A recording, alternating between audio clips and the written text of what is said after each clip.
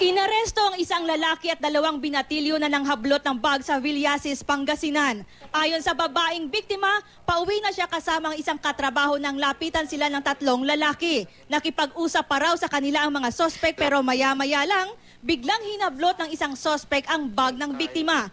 Laman ng bag ang 4 na cellphone at wallet. Agad nakapagsumbong ang biktima sa pulisya. Nahuli sa follow-up operation ang mga sospek.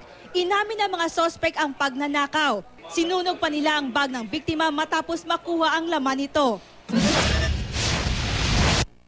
Inaresto naman ang isang lalaki sa buy-bust operation sa Bacolod City. Nakuha sa kanyang isang pakete ng shabu at ilang drug paraphernalia. Ayon sa pulisya, matagal nang nagtutulak ng droga sa lugar ang sospek. Itinanggi ng sospek ang paratang. Inaresto sa drug raid ang 5 lalaki at 2 babae sa Barangay Bacau sa Iloilo City. Nanlaban pa sa mga pulis ang isa sa mga sospek. Nakuha sa kanila ang 3 maliliit at 3 malalaking pakete ng hinihinalang shabu. Ayon sa PIDEA Region 6, pabalik-balik sila sa naturang barangay dahil hindi nawawala ng operasyon ng iligal na droga roon. Inaayos na ngayon ang kasong isasampa laban sa mga sospek.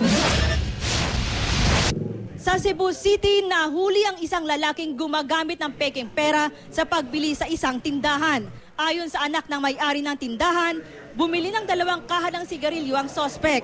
Nagbigay raw ito ng 1,000 piso pero agad nakita ng tindero na peke ito kaya sinita niya ang sospek. Ipinaaresto siya.